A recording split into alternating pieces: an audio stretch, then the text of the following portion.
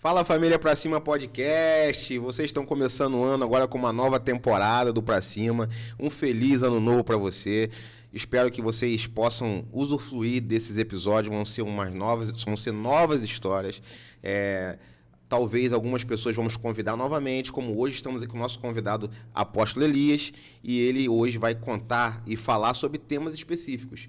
Então, vocês que querem ouvir sobre a história de vida dele, já tem esse episódio lá, vocês podem procurar que já tem. Mas hoje nós vamos falar sobre temas específicos, quase engasguei aqui, hein, Celção?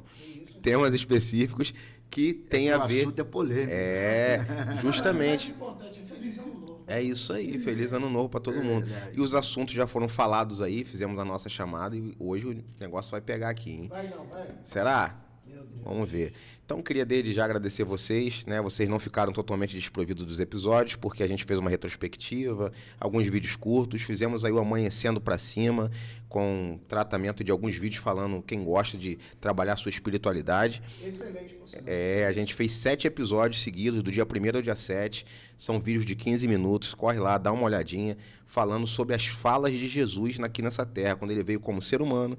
E nas palavras dele, a gente criou aquele suco de aproveitamento de palavra. Ou seja, tudo que ele falou, a gente trabalhou isso para nossa mentalidade, mudança de mentalidade, mudança de comportamento. E dá uma olhadinha lá se você achar que vale a pena. Se não achar que vale a pena, também compartilha com alguém dizendo, esse vídeo não vale a pena não, mas compartilha.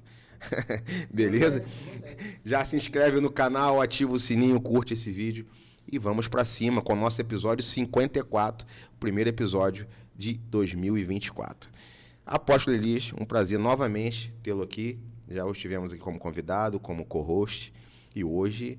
o senhor ficou na linha para tratar desses assuntos aí bem polêmicos, né? Conversamos antes, ele falou, não, pode mandar, o que vier eu tô dentro. Eu falei, então bora. E eu queria aí, claro, para quem não viu totalmente o episódio lá, ou quem não tem noção de quem é Elias Silva, fala um pouquinho primeiro de quem é Elias Silva. Olá, queridos. Obrigado, Marcelo, Maia. Obrigado, Celso. Obrigado, família Podcast Pra Cima. É isso aí. É Pra Cima Podcast. Tanto faz, o importante é que seja pra cima. É pra cima. Porque pra baixo que tem gente puxando, vou falar a verdade. É isso aí.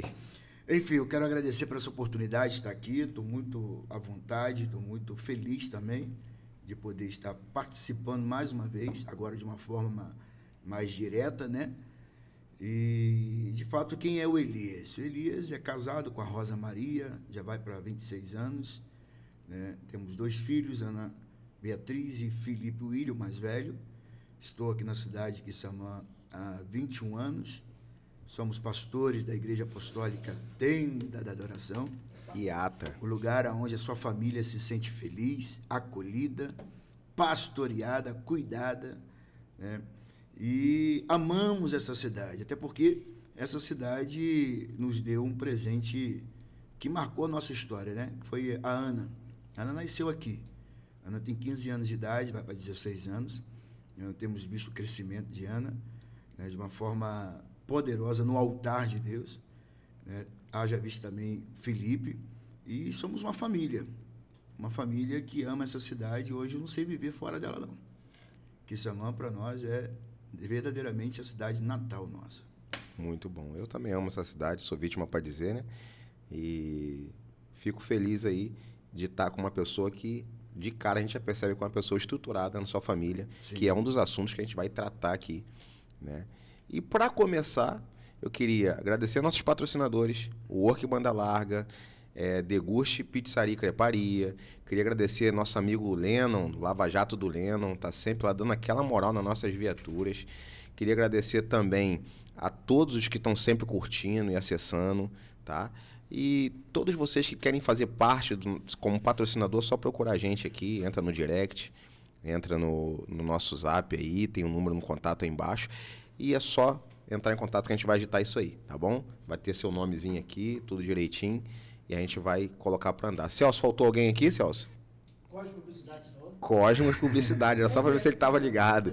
Então, mas para você ver que não foi de propósito, até o Maia Autoestrada deixei de banda, tá vendo? Vai por último, né? Os últimos serão os primeiros. É isso aí. E Maia Autoestrada, um canal que é direcionado à linha automotiva. Eu falo lá sobre empreendedorismo na área automotiva também. Então, vocês que quiserem, curte lá, se inscreve no canal. Instagram batendo 195 mil seguidores e o YouTube com mais de 64 mil inscritos, tá bom? Pastor, apóstolo, espero que você não se importe de chamar de pastor, de apóstolo. Pode chamar de Elias mesmo. Pode chamar de Elias, então Elias ótimo. mesmo. Vamos lá. Mas eu queria que o senhor falasse um pouquinho sobre a questão de casamento. A gente tem visto aí que, principalmente, né? Não é nem principalmente, né? Isso é globalmente falando, os casamentos têm se diluído, né? As pessoas hoje têm feito do casamento como uma troca de roupa, uma troca de emprego, utiliza, não deu certo, vamos separar, e não é nem... Às vezes é tão estranho que a gente vê que ambos, às vezes, acham que é normal. Não, isso é normal, eu separei dele, a gente continua amigo, e é até plausível a amizade continuar, mas a gente tem visto isso ser muito normal dentro do coração de cada um. Essa questão de tentar um casamento, viver 2, 3 anos, 4, 10, 20, como teve um caso aí de um famoso aí, né, repórter, que a gente não precisa falar o nome, mas acho que foram 24 anos de casado ou mais, depois decidiram se separar porque falou que, né, a justificativa que a maioria usa hoje é que o amor se acabou, né?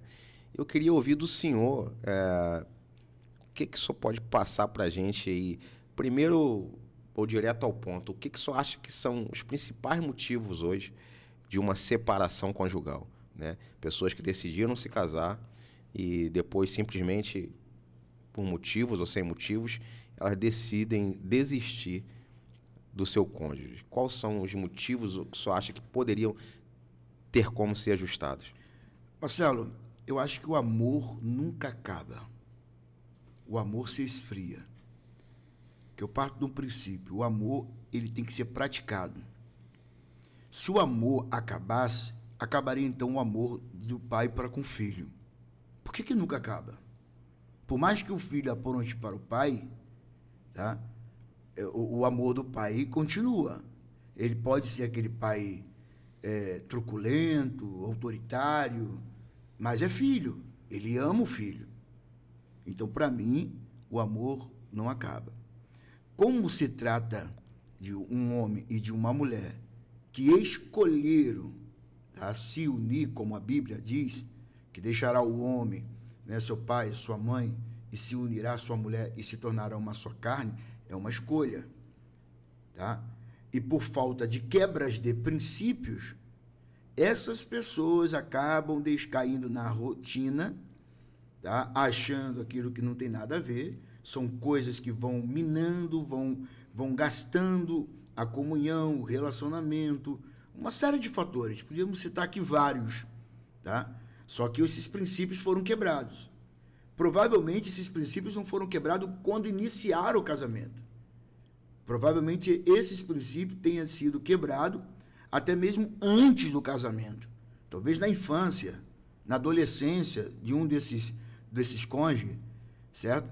E já vieram para dentro do casamento, já vieram para a união, já com uma série de fatores quebrados, de princípios quebrados, e que quando chega a se unir, eles, não sabendo como resolver, acabam fazendo a segunda escolha errada. Vieram então, doentes emocionalmente. Exatamente, é uma série de fatores, principalmente na questão psicossomática. Eu vou levando para esse lado. Porque se você for buscar um histórico, tanto de um quanto do outro, você vai encontrar. Você vai encontrar bases que deveriam servir de exemplo para eles, já também desestruturada. Eu costumo dizer que existe uma geração de pais que nunca foram filhos, que hoje são pais e não sabem como lidar com seus filhos. Por quê? Porque eles não tiveram a base. Ou tiveram a base e não quiseram a base. Quebraram o princípio dessa base. Então, quando eu tiver com meu filho, eu não vou fazer o que meu pai fez comigo. Quando eu casar, quando eu tiver com meu filho, eu vou deixar meu filho com liberdade. Isso é uma escolha. Eu só sou o que eu sou hoje porque eu escolhi ser ontem. Agora, o que eu vou ser amanhã? Que é a minha geração, que são a geração dos meus filhos, vai ser o que eu vou escolher hoje. Então, para mim, o amor não acaba. Para mim, o amor se esfria porque não tem mais prática, não tem mais empatia, O homem já não sente mais, não desce a dor ou a necessidade da mulher, vice-versa. A mesma coisa a mulher com o homem, entende? Não há mais um diálogo, não há mais toque, não há mais carinho. Já começou a inverter os valores, já começou a ver qualidade em outros ou em outras do que ver a qualidade e valores de quem escolheu para se casar, para se viver junto. Então, o amor se esfria por causa disso, não há prática. O senhor falou uma palavra aí, na realidade um adjetivo, né? Não é nem adjetivo, né? O senhor falou uma palavra interessante, é a escolha, né? Eu acredito que amar realmente, é como o senhor falou, não é... Eu até fiz um vídeo falando sobre isso, um dos vídeos dos 7 que eu fiz. Amar não é simplesmente um sentimento, né? Aquilo que o senhor falou, amar, você decide amar, se você opta, né? Você tem a opção de você não quer mais dar atenção à sua esposa, ou não quer mais lutar pela sua esposa ou pelo seu marido como consequência, porque ele não se encaixa mais nas suas expectativas, né? Aí você passa a repudiar, né? Aí é como se nós estivéssemos repudiando o marido ou a esposa. E, inclusive, a palavra divórcio, né? Quando a Bíblia fala que Deus odeia o divórcio, segundo estudiosos, a raiz da palavra divórcio, nesse contexto, significa repúdio. Né? Então, na realidade, Deus ele odeia quando a pessoa já decide repudiar a mulher ou a esposa. Eu falo assim, eu não quero mais lutar, eu não quero mais amadurecer junto com meu marido ou com a minha mulher.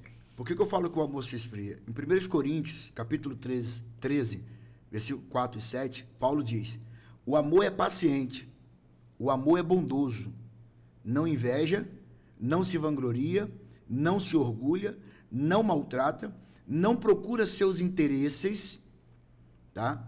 Não se ira facilmente e não guarda rancor. O amor não se alegra com a injustiça, mas se alegra com a verdade. Tudo sofre, tudo crê, tudo espera e tudo suporta.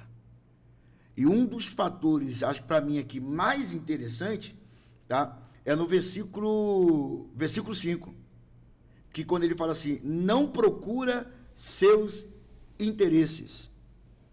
Então, quando o homem e a mulher escolhe em casar-se, em unir em uma só carne, já morre o meu interesse próprio. Já morre o interesse próprio dela. Eu digo em questões conjugais. Sim. Tá? A vida a dois. Tá? Isso não exclui o interesse particular dela. Mas quando se envolve a vida a dois, o meu interesse, os meus propósitos é fazer minha esposa feliz. Então, tudo que eu venha fazer, eu tenho que fazer em prol dela. Porque se torna um só, né? Um só. Então, Paulo ele é muito sábio em falar isso. O amor não procura seus interesses. Não procura seu interesse. Mas também ele fala, não se ira facilmente. Não se ira facilmente. Ele está dizendo assim, tu vai se irar no casamento. Sim. Mas não tão fácil. Por quê? Porque tem um amor. Exato. Entendeu? O amor me faz obedecer o nível, igualar o nível e tentar entender o porquê que está tendo esse conflito. Por que está tendo esse desgaste? Ou melhor, me calo agora para depois resolver. A minha esposa Rosa, ela costuma falar uma frase que acho que até virou um jargão na igreja. Em tempo de tempestade, não se vai. Então, o amor para mim não acaba. Ele é contínuo. O mesmo amor que Deus teve para conosco, para com a humanidade, ele colocou esse amor também em nosso coração para com o nosso cônjuge. Tanto é que ele fala assim, o homem tem que amar a sua mulher, assim como Cristo amou a igreja, que por ela se entregou. Olha só, o que Cristo fez com a igreja? Ele amou independente das traições, das críticas, independente de tudo. De tudo. E fez o que depois? Foi para a cruz. Morreu. Então, a entrega do homem para com a mulher faz com que a mulher se submeta ao amor, à dedicação, se sinta protegida pelo macho, pelo alfa, entendeu? Pelo marido que ela escolheu para ser o protetor, provedor dela. Entendeu? Então, eu vejo isso. Agora, quando começa a ter desgaste, começa a ter desconfiança, começa a ter briga, começa a ter contenda, começa a ter umas desregras daqui, dali, vai quebrar princípio, meu irmão, vai vir o fracasso. Se não pedir ajuda, vai vir o fracasso. Então, mas também não pode arrumar a desculpa e dizer que acabou o amor. Acabou, não. Isso é importante, pedir ajuda, né? É pedir ajuda. Porque às vezes as pessoas deixam o casamento se desgastar e acabar porque tem vergonha de pedir ajuda. Claro, tem que escolher a pessoa adequada para pedir ajuda. Né? Como eu falei, a gente está tratando desse assunto aqui porque eu vejo no senhor, 26 anos de casado, uma estrutura familiar com capacidade absurda para orientar alguém que está casado hoje. Sim, né? sim. Então, assim, procurar alguém que tem uma estrutura... porque hoje, até vi um camarada falar, essas palavras não são minhas, mas um camarada que falou assim, estamos cheios de orientador de casais que nunca teve uma esposa. Estamos cheios de pais, de pessoas ensinando a criar filhos que nunca tiveram filhos. Eu acredito. Né? Então, assim, procurar as pessoas certas é bom, porque senão você acaba procurando alguém que não tem estrutura para te ensinar. Uhum. Né? É a mesma coisa, por exemplo, eu acho que meio polêmico o que eu vou falar aqui, mas está dentro do contexto. Quando eu me casei, eu escolhi meus padrinhos de casamento, padrinhos que me viram crianças. Padrinhos que, alguns deles, dos 7 padrinhos, que foi 7 do meu lado, 7 do lado da Rosa. Todos eles, tanto meus quanto da Rosa, né, que são nossos, eles foram pessoas que nos viram crescer. Foram pessoas, praticamente, amigos de meus pais, que se tornaram praticamente tios nossos, pais nossos. Entendeu? Então, pessoas também que tinham estrutura de casamento. 30 anos, 40 anos, 29 anos. Não foram padrinhos escolhidos aleatoriamente. Não, hoje em dia, não estou desmerecendo quem faz isso, isso aí eu acho que é uma escolha, particularidade de cada um, entendeu? Mas aí cai exatamente daquilo que você falou. Pessoas estão procurando pessoas para aconselhar como cuidar dos seus filhos quando nunca tiveram filhos. Exatamente. Ou quando nunca foram filhos. Também. Compreendeu? Meu irmão, você não vai ter experiência de vida. Você não vai saber quando a criança vai acordar de madrugada com dor no ouvido, com falta de ar porque o nariz está entupido. Você não vai saber se a criança está com cólica, como vai resolver o problema de cólica. A criança começou a chorar, enfia a mamadeira na goela da criança. E não tem nada a ver, a criança está com cólica, está com gases. Então você tem que procurar pessoas que tenham experiência, tenham maturidade e que tenham know-how, né? Know-how na situação. Eu vou procurar um cardiologista para cuidar do meu carro? Isso me fez lembrar exatamente, contando um detalhe, eu lembro que uma vez eu estava esperando a minha esposa sair da faculdade, né? E eu estava com a minha filha, que hoje está aqui do meu lado, 14 anos já, ela bebezinha, né? Eu esperando ela sair da faculdade no carro, e ela começou a chorar desesperadamente, e aquilo, eu fiz exatamente o que o senhor falou, taca a mamadeira, e faz uma coisa, e pensa, e joga, e pula para cima, e sai para fora do carro, e assim, pela falta de experiência, depois com o tempo eu fui entendendo que era cólica, né? E aí você aquece aqui na barriga do pai ou da mãe. Vira ela. Exatamente, né? Tem os exercícios próprios para isso. E aí na minha segunda filha... Flexiona as perninhas dela. Na minha segunda filha eu já não sofri. Por quê? Por causa da experiência que eu passei com a primeira. Né? Então, assim, nada melhor do que a experiência. Eu vi uma comparação também de um médico falando uma vez, ele falou assim, o que você prefere? Um médico que estudou 16 anos medicina e acabou de se formar para operar ou fazer uma cirurgia na sua filha que precisa, ou um médico que fez 4 anos só, mas tem 32 cirurgias de experiência. Olha aí. E aí? Claro que uma pessoa vai querer para sua filha alguém que já tem resultado, experiência. Exatamente. Né? Ninguém segue ninguém se não tiver resultado. Exatamente. Hoje em dia é isso. É desse jeito. Você tem resultado, então você tem experiência para me passar. Exato. Então a pessoa que quer construir uma família hoje, pensa em se casar, ela tem que procurar, no mínimo, conselho com seus pais. Por um acaso, por uma eventualidade, por alguma ironia do destino, vamos dizer assim, né? O pai e a mãe são separados e às vezes você não se sente confortável, mas tem alguém da família que você vai ter uma base. Vai lá, senta, cara. Procura ajuda, procura conselho. Você vai tomar uma decisão pro resto da sua vida. Porque cada mulher que você troca, né, de casamento é um pedaço do teu coração, cara. E detalhe, a probabilidade de você, a próxima mulher, o próximo homem que essa pessoa encontrar, e o primeiro atrito que eles tiverem, que porque vai ter, entendeu? Porque são duas pessoas que pensam diferente, que desejam diferente, que vão se unir, vão viver no mesmo habitat, né? Vão ter o conflito, que é normal, né? Automaticamente vai refletir o quê? Vai refletir o passado. Alguém que ela se relacionou. E vai fazer o comparativo. Esse comparativo é que o pau quebra mesmo. Entendeu? E, assim, existe, né? Existe casos de pessoas que falam, mas eu acertei no meu quarto casamento, agora acertei. Só que, na realidade, isso tem uma explicação lógica, né? Claro, existe, né, uma série de coisas até a nível espiritual que atrapalha, né? Os vínculos de sangue, enfim. Mas existe uma explicação lógica para um cara que casa a quarta vez e acha que acertou, ou até acertou mesmo. Vamos dizer. Por quê? Porque o cara foi amadurecendo nos erros dele. E ele, em vez de amadurecer com a primeira, ele, na quarta, ele já aprendeu com um monte de erros que ele cometeu lá atrás a não cometer com a quarta. Um exemplo assim, né? Exato. Então, aí acaba...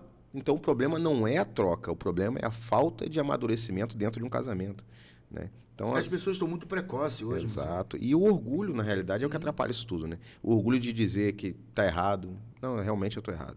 26 anos de casado, o senhor nunca teve uma treta com a sua esposa? Tive. Pô, eu tenho todo dia. Eu tô 17, eu não falo sou isso. Fácil, eu não sou fácil, eu não sou uma pessoa fácil de se lidar. Atrito, eu falo isso pros meus seguidores que às vezes perguntam, eu falo, rapaz, atrito eu tenho todo dia. Sim. Discussões, uma vez por semana. Briga feia, sem falar em separação, uma vez a cada 2 meses. Agora, falar em separação nunca mais. Tem gente que esse ano vai fazer 10 anos de casada aí. Então... Já se manifestou. Então, quando a gente entende realmente que o unir-se a uma só carne, né? É isso, é você abrir mão do orgulho, é você estar disposto a amar independente dos defeitos. Eu tive um sócio que ele falava assim, não, rapaz, se precisar, pega a esposa, bota nas costas e carrega. Até ela ter força para ela caminhar junto contigo. Exato. E vamos embora. Um outro fator que as pessoas também se confundem muito e falam assim, o amor acabou, porque não perdoa. O perdão é fundamental, não é só para o casal, em especial, que é em questão, né, o casal. Mas o perdão é fundamental, é para a vida toda. É para qualquer tipo de relacionamento. Sim. Mas se tratando de família, qual é o homem que nunca errou? Qual é a mulher que nunca errou? Mas parece que o orgulho de um desses dois, né, é tão intrínseco, porque que a pessoa que errou, quebrou um pacto, quebrou uma fala, quebrou alguma coisa por conta do erro, e a pessoa se humilha e vem aqui, reconhece, e a pessoa que se foi ofendida e que está pedindo perdão dela, e ela se coloca na posição de não querer perdoar. Aí é mais complicado, né? Aí é um orgulho nível hard. Cara, pra mim, já tá arrumando desculpa, que quer meter logo o pé e acabar com tudo. Só que quebra um princípio. Que, biblicamente, a pessoa que casar com essa pessoa, né, ela está simplesmente cometendo adultério, biblicamente. Então, qual é a lei bíblica, né, que pode respaldar um divórcio? Tá? Quando há traição. Quando há traição, aí a Bíblia respalda. Porque a pessoa que foi traída, ela tem direito de perdoar e continuar, como também não querer continuar. Eu perdoo, mas segue o teu destino. Meu contrato contigo, biblicamente, acabou. Você errou, segue destino. Entendeu? Mas se você crê no poder transformador em Cristo Jesus, do que ele faz, tá? Eu vou lá para a Bíblia também. Oséias, Deus mandou que ele casasse com uma prostituta. Ele casou com a prostituta, a mulher foi e traiu ele de novo, Deus mandou volta lá e casa com ela de novo. Pega e resgata lá. É o recado que Deus está mandando. Compreendeu? Então, a era Bíblia uma simbologia do amor de Deus pela gente. Exatamente, lógico, envolve tudo isso. Mas se tratando em questões de perdão... Não, quando eu digo isso, que é uma simbologia, porque a partir do momento que Deus fala, ame a sua esposa como eu amei a igreja, e a simbologia de Oséias é exatamente a simbologia de como Deus ama a igreja, então, quer dizer, ele está fazendo um paralelo aí. Tipo assim, se você tiver peito, meu irmão, e coragem de continuar, mesmo depois de uma traição, pedir perdão e tentar reconciliar o casamento. E, claro, tem que os dois querer, né? Que se os dois não quiser, é complicado. Exato. Quando eu me decidi casar, meu pai sentou comigo. Meu pai sentou assim, é isso mesmo que você quer? Ó, você agora vai ter que fazer compra para tua casa, você vai pagar água, você vai pagar luz, você tem manutenção, você tem isso, você tem aquilo, Aí começou. Ele listou. Com meu irmão foi a mesma coisa. Com as minhas irmãs foi a mesma coisa. Agora eu te pergunto, será que ainda existe pais, que eu acredito que tenha, que senta com seus filhos para mostrar isso? Será que tem filhos que sentam com seus pais para perguntar como é um casamento? E aí temos casamentos precoces, né? E mal estruturados porque não tiveram a base de ensinamento. Aí, outra polêmica que a gente pode também trazer aqui é dentro do cristianismo. Algum tempos atrás, o casal de namorado começaram a namorar e tal, e por um acaso escorregaram, bum, caiu. Né? E antigamente, não, porque caiu, vocês são obrigados a casar. Eu, particularmente, eu não compactuo com essa mentalidade. Se começou errado, tá? Quebrou o princípio aqui, se a pessoa não quer continuar, para por aí mesmo. Eles vão pagar a consequência do preço, da queda, da quebra do princípio, mas não entra no casamento. Não entra para o segundo passo se não há amor. Era apenas uma atração. Era apenas um desejo. Porque se entrar para o casamento, não pode voltar atrás. Exatamente. E eu já vi muitos colegas nossos casar pessoas assim. É um contrato. E depois, filhos nascerem, crescerem, e depois 15 anos de casado, o casal vai se separar e dizer, eu nunca amei, só casei porque eu caí e fulano me obrigou a casar. É uma observação importante. Isso aí é E um absurdo. posicionamento bem diferenciado da maioria. Né? Eu particularmente penso assim. Errou, mas vamos consertar. Vocês querem consertar desse jeito, no modo, dessa forma aqui, se casar, é isso mesmo, você gosta dela, você ama ela, beleza, então vamos embora. Vamos consertar esse trem aí. Ah, mas eu descobri que só foi atração física, era só um desejo e tal, não é isso que eu quero. Então, meu irmão, nem inicia. Vai pagar as consequências, vai ter o fruto dessa situação. Então, nem inicia, porque uma vez assinado o contrato, uma vez ir no cartório, uma vez recebendo a bênção, não pode voltar atrás. Top. Uma vez, conversando comigo, você falou assim, Maia, tem 3 motivos que podem destruir um casamento. São 3 partes que realmente... 3 pilares. 3 pilares. Fala um pouquinho sobre isso pra gente. Sexo, dinheiro e saúde. A maioria dos casamentos que são destruídos é por ausência de sexo. Relação sexual entre o marido e a esposa. Geralmente, você vai encontrar a mulher mais ativa, mais... como é que usa a palavra aí, Celso? Me ajuda. Seria mais ativa mesmo. Ativa. Aflorada. Quer. E o marido mais marcha lenta, mais devagar. Vai ter problema. Ou ao contrário, que a maioria das vezes é o contrário. O homem quer... O homem deseja, a mulher não, tô com dor de cabeça, eu tô com cólica, e aquela polêmica toda. Tá? Mas por que Deus fez o sexo e colocou sobre o casamento a bênção dentro do casamento? É porque o sexo para o homem e a mulher é bom. Na verdade é necessário. É necessário. É mais do que bom, é necessário. Compreendeu? É uma descarga da tensão. É a descarga da tensão. Inclusive, até usei essa palavra, tesão, é descarga da tensão do homem. Né? E agora pensa, 2 pessoas se amando, corpo com corpo, se tornando um só, aquela liberação, aquela energia, aquele amor. Quando isso não tem no casamento, vai haver alguma área desestruturada. Quando, então, contrário disso, o sexo está bem, saúde está bem, mas quando falta o dinheiro, vem a preocupação. As emoções caem, a alegria começa a diminuir. Como o casal vai ter o prazer de deitar na cama e se relacionar? Aí vai afetar a saúde. Se não for afetar a saúde física, a emocional vai ser afetada. Então, aí são os pilares que são... Aí vamos dizer, na parte financeira, né? Aí tá, o camarada ele não tem um desenvolvimento amoroso com a esposa, com qualidade, porque o financeiro está atingido. E qual a solução para isso? Enquanto o financeiro está atingido, qual a solução para não ter um desnível de comportamento no amor com a esposa, no seu relacionamento? Primeiro ponto é lembrar do pacto que esse homem fez com essa mulher no altar. Prometo ser fiel na bonança, na tristeza, na alegria, na doença, entendeu? Na pobreza, na riqueza. Se ele lembrar desse pacto, ele vai entender que as suas expectativas e as suas emoções não são guiadas pelo dinheiro. Ele não pode se deixar levar pelo dinheiro. Ele não pode deixar que as suas maiores decisões sejam definidas se ele tem ou não tem dinheiro. Ele precisa definir isso, deixar claro para ele isso.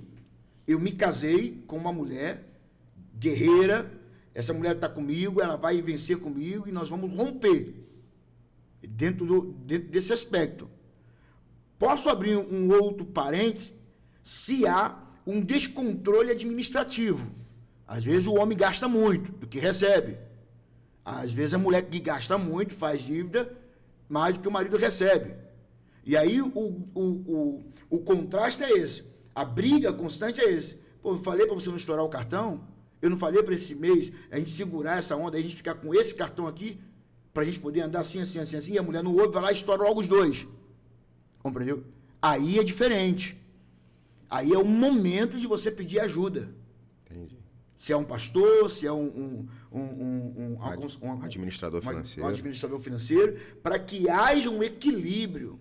O que, na realidade, tudo se resume a uma disfunção emocional. Exatamente. Né? Exatamente. Seja por confiar no dinheiro como um produtor de emoções, né? Ou realmente uma má administração, uma falta de administração emocional sobre o dinheiro. Interessante. E aí o senhor não falou sobre a saúde. Saúde. Às vezes nós, homens, temos dificuldade de ir ao médico. Em todas as áreas. Às vezes o cara tem um problema de... Posso falar aqui? Pode. De ereção. Tá? Ele tem um problema de ejaculação. Às vezes vai na frente.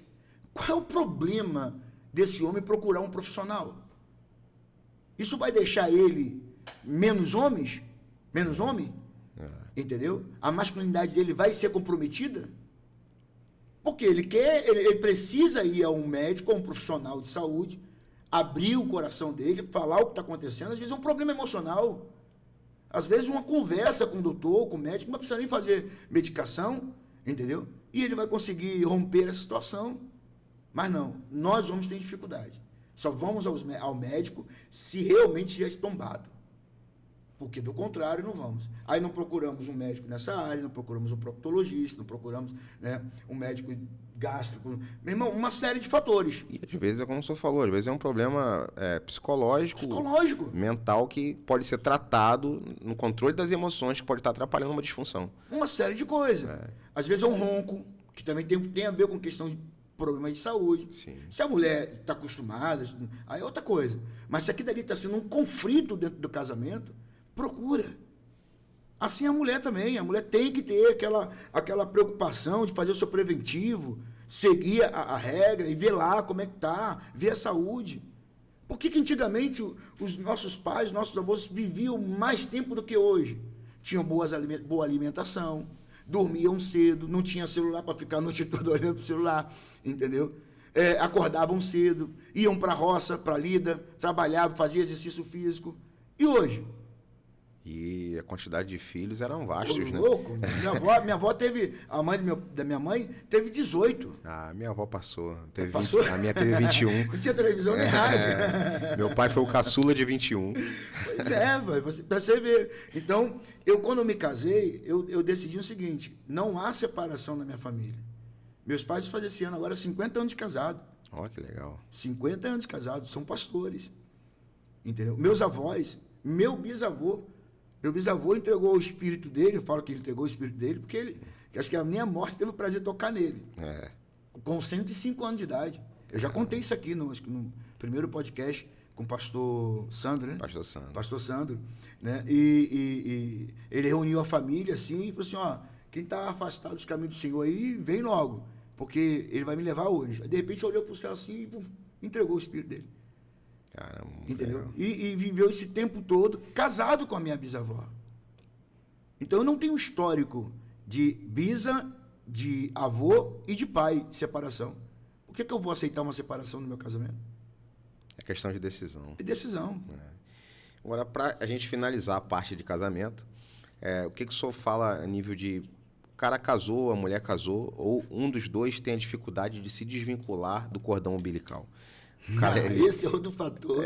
o cara tá lá e ele tá sempre procurando a mãe, se aborreceu, ele vai dormir na casa da mãe, e em contrapartida a mulher pode acontecer isso também, né?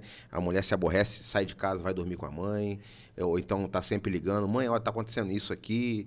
E como é que o senhor trata disso? A Bíblia diz, deixará o homem seu pai e sua mãe.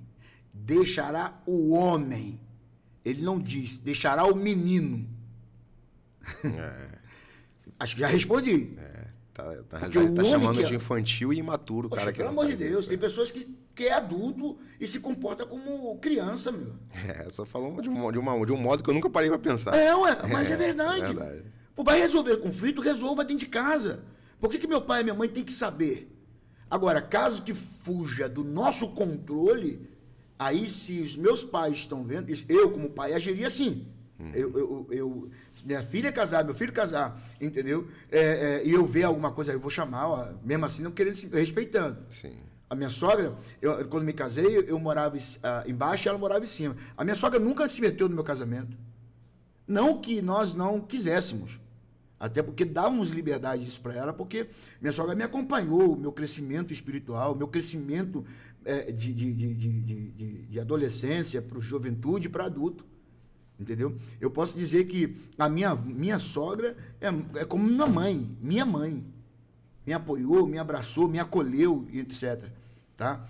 Mas eu sempre vi, dos 7 filhos que ela cuidou, dizendo o seguinte, ó, casou, resolve seus problemas lá. Resolva teus problemas lá. Isso. Então, eu acho que depende muito da criação dos pais. Pais precisam entender que criam seus filhos para o mundo. Não é para eles. Compreendeu? Eu vejo pais morrendo porque os filhos casaram, cresceram e agora estão querendo se casar. Pelo amor de Deus, vai viver para a vida toda?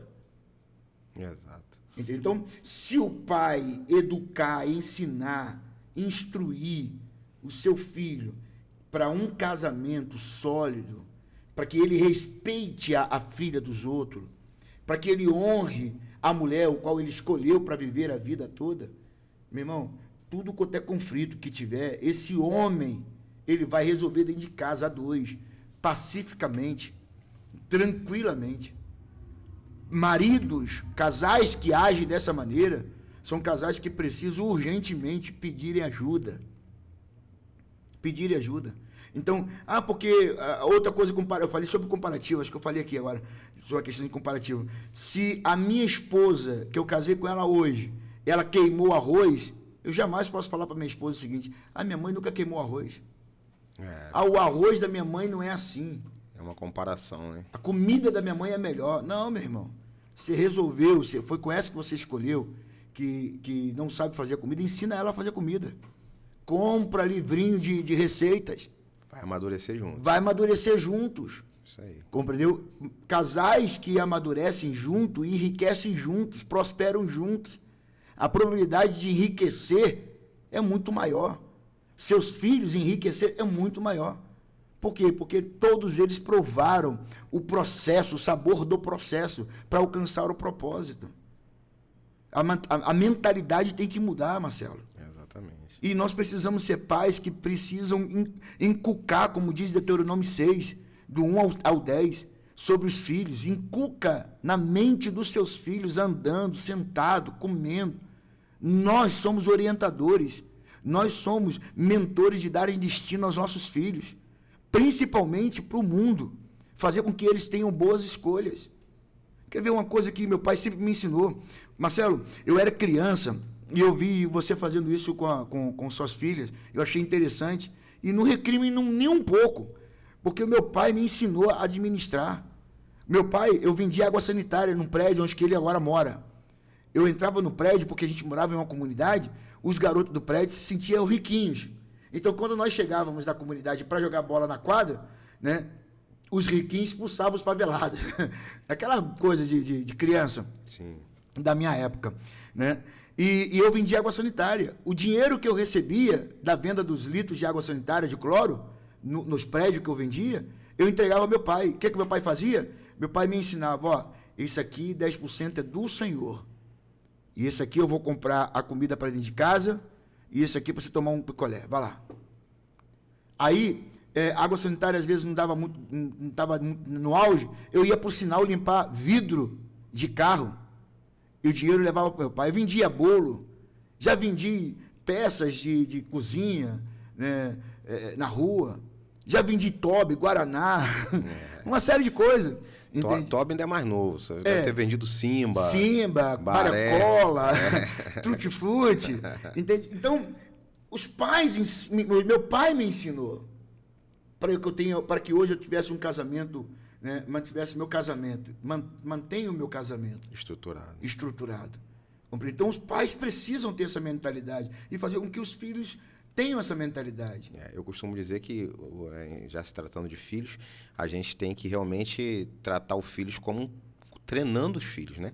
A gente tem que treinar nossos filhos, porque um camarada às vezes até usou esse vocabulário, quem cria é criador de gado, né? A gente tem que treinar os filhos. Treinar os filhos. E eu faço isso, eu gosto porque eu vivo treinando o tempo todo em tudo que eu faço, em tudo que eu explico, porque eu tiro isso por mim com meu pai. Eu lembro das palavras que meu pai falava quando vivo ainda, porque ele me treinava o tempo todo, né? Então, as palavras que a gente fala, a palavra que você fala para o seu filho que está assistindo, eles estão decorando, eles estão gravando. Tanto as palavras ruins, quanto as boas. E isso eles vão levar para a vida toda, né? Eu vi um depoimento de uma pessoa que a mãe chegou para o filho e falou assim, filho, me perdoa. Por que, mãe? Porque eu me meti na educação dos seus filhos. Na hora que você estava educando seu filho, eu tomei para mim. E hoje, olha o que teu filho está fazendo comigo. Então. Entendeu? A gente está numa geração em que os pais não estão mais confrontando para orientar o filho e treinar o filho para ter conquistas. Os pais estão dando tudo nas mãos dos filhos. E outra coisa, estamos vivendo uma geração que não pode contrariar a vontade dos filhos. Porque é criança, que é criança, tem que deixar ele fazer as suas escolhas. Cara, que limite eu estou dando ao meu filho? Então, é uma polêmica que hoje, se a gente for descer aqui, eu sei que muitos não vão concordar, vamos estar aí aberto na rede, muitos não vão concordar, mas, meu irmão, isso me trouxe até aqui. Isso tem mantido famílias até aqui de pé e vai continuar mantendo. Contrário disso, só vê famílias destruídas. É verdade. Inclusive você que concorda ou discorda, coloca nos comentários aqui. Diz aqui, ó, Maia, eu concordo com essa opinião do pastor Elias, do apóstolo Elias, ou eu discordo, minha opinião é essa. Coloca aqui nos comentários pra gente saber o que você pensa sobre isso tudo que a gente já falou e não deixa de curtir ou descurtir. Se você acha que não tá valendo a pena, descurte aí. Entendeu? Se você acha que vale a pena, compartilhe com alguém que precisa ouvir isso tudo. Quer ter uma família sólida? Quer ter uma família estruturada? Segue os princípios. Não quebra os princípios, porque se você quebrar o princípio vai te quebrar. Exato. Paulo ele fala sobre a questão de leis. A lei, ela não é para pegar ninguém, não é para ninguém temer a lei, não. A lei só pega aquele que transgride. Se eu sei que uma via expressa eu posso até a 120 km por hora, por que eu tenho que botar 140? Eu vou ser multado, eu vou lá pedir para recorrer a multa. Poxa, para de correr então. Entendeu? Não corresse 140, andasse no limite. Mas as pessoas parecem que querem estourar o limite e se acham ainda vítima da lei. Só abrindo uma aspas aqui, né, que a gente falou assim, o que você tiver de problema com o seu esposo, sua esposa, não abra para os seus pais, né? Não precisa ficar abrindo diretamente com ninguém. Você tem que se resolver dentro da sua casa. Agora, claro, a gente abre aspas aqui. Se você passa por um problema em que você é agredido ou agredida é dentro de outra casa, coisa, exatamente. aí você não só tem que falar com seus pais, Poxa, muito bem lembrado, Marcelo. tem que abrir para polícia, para quem for As necessário, para as autoridades autoridades, de alguma forma. responsáveis dessa área. Porque quando chega ao ponto de você ser agredido, aí há uma falta de respeito, já foi uma quebra de princípio, como o senhor mesmo falou, e aí você precisa de ajuda, não só de pais ou de seres humanos normais, como amigos, como de E autoridades. lembrando, a violência não começa na agressividade física. A violência já começa ainda verbal. Na agressão verbal, exatamente. Então já está se mostrando, tem sinais. Aí completamente correto. Boa observação que você Conversei fez até aí. com a minha filha esses dias sobre isso, né, filho? Sobre um amigo dela que, por se considerar muito amigo, se achou no direito de xingá-la, de falar uns palavrões pesados. Eu falei, olha, esse tipo de relacionamento você não pode nem continuar. Sim. Porque se ele tá te agredindo com palavras hoje, amanhã, como amigo ou não, ele vai estar te agredindo dando tapas ou achando que você é qualquer uma que merece isso tudo. Merece ser apanhar, independente da amizade ou do relacionamento que tem. Independente. E só em relação a filhos, para a gente finalizar a família aqui, eu tenho conversado muito com alguns amigos, eu descobri, conversando com a maioria deles, são pessoas sensatas, pessoas de estrutura familiar, talvez alguns não tão estruturados, mas ele falou assim, eu tenho só uma filha e estou satisfeito. Eu não quero mais, porque o mundo está muito difícil, né? E o outro também falou, rapaz, eu tenho só 2 e já me arrependi até, não vou dizer que me arrependi porque filho é bênção, mas é só 2. E tal, o outro, não, eu não quero ter nenhum. É muito difícil botar filho no mundo. Só que eu acho que, se o senhor quiser discordar, o senhor fala também, se eu estiver errado. Mas eu acho, pastor, que hoje o mundo está do jeito que está exatamente por causa disso. Pessoas boas que nem a gente, que pensa em treinar os filhos, que pensa em doutrinar os filhos da melhor forma possível dentro de um padrão, a gente está evitando de botar filhos no mundo com medo do mundo.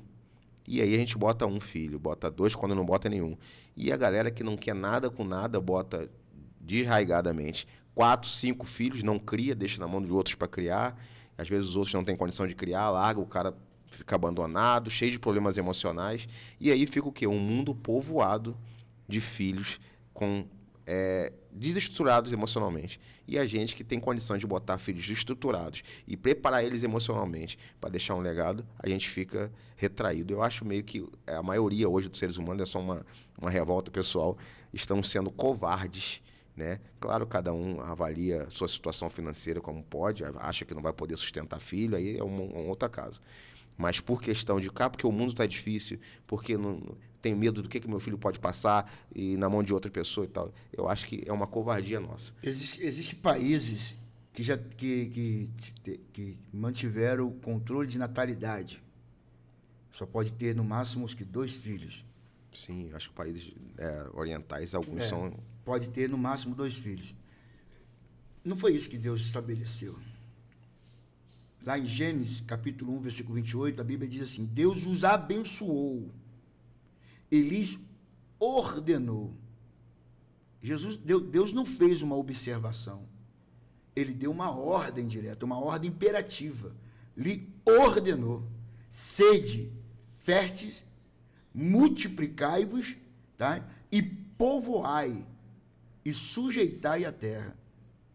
Então eu tenho governo, eu tenho domínio e eu tenho multiplicação. Se a pessoa entender todo esse processo, governo, então eu tenho autoridade de governar. A família que eu constituí ela como família, para mim, eu tenho autoridade de governar. Sobre isso, eu domino. Eu vou dominar as áreas que me levam a governar. Finanças, famílias, né? Todas essas áreas. E aí eu vou ver também a área da multiplicação, que é o crescimento. Perfeito. Tá? Se a minha mentalidade perde esse sentido, eu entro no individualismo, meu irmão. Eu só quero prazer para mim. Esse casal está muito propício, amanhã ou depois, se chegar à velhice, eles terem problemas sérios emocionais. Por quê? Porque eles vão deitar na cama, pôr a cabeça no travesseiro e dizer assim, vamos morrer e os bens que nós constituímos vai deixar para ninguém. E um legado de ensino não também. tem legado, acaba morreu aí. a história, acabou a história. Verdade, Os filhos são aqueles que vão projetar a história. verdade. Por que muitos netos hoje não conhecem a história dos seus bisavós? Não tiveram contato. Eu tive contato com meu bisavô, porque minha mãe contava. Eu tive contato com meus avós. Então, o pai que limita o filho, tá, ter contato com a sua terceira geração, essa criança, quando gerar filhos, quando for adulto gerar filhos, não vai poder falar nada do seu pai para trás. Hoje a tecnologia ainda vai ajudar um pouco nisso, a nossa geração futura. Mas não é a mesma coisa. Porque talvez nossos netos vão estar vendo esse vídeo aqui daqui a uns 50 anos. Daí vai falar, aquele ali é Eu espero, nosso em nome de avô, Jesus. e olha só o que ele falou. Aí eu aqui, ó. Isso aí, meu tataravô. Aí você veinha. Então vamos lá. Trocando o tema. Crente, dinheiro, riqueza e prosperidade, pastor. Tudo. Fala para mim aí sobre isso. Um crente, ele pode ser rico? Isso atrapalha o andamento dele como cristão, como religioso? Ele é uma pessoa hoje, não vamos nem botar uma religião aqui não, vamos botar relacionamento com Deus. Uma pessoa que se julga uma pessoa com relacionamento com Deus e que prega a fé de uma forma direta ou indireta, as riquezas podem atrapalhar ela. Segundo ponto, a Bíblia fala sobre aquele versículo que é mais fácil um camelo entrar pelo fundo de uma agulha do que um rico entrar no reino dos céus. Então, tratando esses dois detalhes aí, abrange pra gente o que você acha sobre isso tudo. Eclesiastes 11, do 1 ao 6, Salomão lhe fala algo muito interessante. Primeira coisa que ele fala assim, lança o teu pão sobre as águas, porque depois de muitos dias o achará. Aí você fala assim, mas como é que pode uma pessoa falar de lançar pão sobre as águas, depois de muito vai achar o pão inteiro? Logicamente que não. Isso é uma metáfora. É uma forma de chamar a tua atenção para aquilo que ele quer falar. Sim. E aí ele fala assim, reparta com 7 e ainda com 8, porque não sabes que mal sobrevirá à terra. Que mal sobrevirá à terra. Estando as nuvens cheias, derramam aguaceiro sobre a terra, caindo a árvore para o sul e para o norte, no lugar em que caiu, ali ficará. Aí diz assim o versículo 4, quem somente observa o vento nunca semeará, e o que olha para as nuvens nunca cegará, nunca vai colher. Versículo 5, ele vai mais. Assim como tu não sabes qual o caminho do vento, nem como se formam os ossos no ventre da mulher grávida, assim também não sabe as obras de Deus que faz todas as coisas. Semeia pela manhã e a tua semente, e à tarde não repouse as mãos, porque não sabe qual prosperará, se é esta, se é aquela, ou se ambas igualmente serão boas. Qual é a instrução que Salomão, o homem mais rico da Bíblia, né, deu para mim e para você aqui? Prosperidade. O segredo da prosperidade é você repartir. Você tem um pão, reparta. Ele diz com 7 ou com 8. O segredo de você prosperar é você ter o coração generoso, cara. Todo aquele que se prende em matérias nunca vai viver o sobrenatural, o sobre o muito, porque a fidelidade se dá no pouco, é no repartir. Por isso que Jesus diz, sede fiéis no pouco, que é sobre o muito, é sobre o muito. Verdade. Eu vou governar sobre o muito. Por quê? Porque eu aprendi no pouco. Então, o cristão pode ser rico, o cristão pode ser milionário. Nós conhecemos pessoas que são milionárias, cristãs, são dizimistas, ofertantes, e eles dizem com gosto, com prazer, eu não entrego dízimo não, na forma que tem que ser, eu dou até além do que isso. Porque essa pessoa aprendeu o quê? É porque ela faz isso porque ela tem? Não, ela aprendeu o segredo. Uma vez viraram para o Donald Trump, ex-presidente dos Estados Unidos, pergunta assim, por que você voltou ao auge de novo das suas empresas? Se tornou milionário? A resposta dele foi muito simples. Eu sei o caminho. As pessoas precisam entender que existem segredos na Bíblia milenares que levará ela à prosperidade. Isaías capítulo 1, versículo 9 diz, se creres e obedeceres, comereis o melhor dessa terra. É promessa, mano. Foi o profeta messiânico que falou disso. Em Deuteronômio capítulo 28, versículo 2 diz, todas essas bênçãos te alcançarão se ouvires a voz do Senhor teu Deus. São instruções. Aí você fala assim, mas isso aí foi para o Antigo Testamento. Tá, vamos para o Novo Testamento. Aonde tiver o seu tesouro, ali está o seu coração. Mas lá no Antigo Testamento, Salomão já fala assim, sobre tudo que tens de guardar, guarde o teu coração, porque dele procede a saída da vida. Por que muitas pessoas se tornam ricas e se desvia do caminho do Senhor? Debanda da igreja, sai da igreja. Porque o coração delas nunca teve verdadeiramente em quem manda o tesouro, somente no tesouro. Era só uma oportunidade. Sabe aquela questão, dá poder o camarada que você conhece ele? Não, você não conhece. A pessoa sempre foi daquela forma. Ela só não tinha oportunidade para demonstrar o que ela quer, o que ela queria.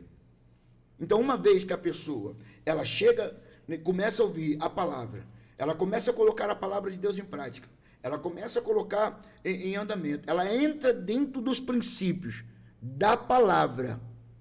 Deus, ele é fiel, não com a pessoa, mas com a palavra dele, para cumpri-la. Essa pessoa pode errar, pode pecar, pode se desviar, pode sair. Mas se ela for compromissada com essa palavra, a palavra vai se cumprir. Mas não tem nada a ver com salvação. Uma coisa é uma coisa, outra coisa é outra coisa. Compreendeu? Porque a Bíblia diz, Jesus disse, aquele que quiser vir após mim, negue-se a si mesmo. As pessoas escolhem, eu vou negar partes. Meu irmão, com Jesus tem isso não. Com Jesus é tudo ou é tudo. Isso aí. Não dá. Mas eu li na palavra. Tá bom, tu seguiu a palavra? Seguiu. E fui abençoado. Mas tu é crente? Não. Ok. Deus cumpriu com a palavra porque você se alinhou à palavra dele. Mas naquele grande dia, por isso que a Bíblia fala, que naquele grande dia eu posso chegar para Deus e falar assim, Deus, no teu nome eu curei, no teu nome eu expulsei, no teu nome eu preguei, no teu nome... Sabe qual é a palavra que ele vai responder para mim? Não te conheço. Eu não te conheço. É simples assim. Usou o nome, mas nunca viveu verdadeiramente o poder libertador do nome. Então a riqueza, ela vai vir assim também. Agora eu posso escolher me contaminar ou não.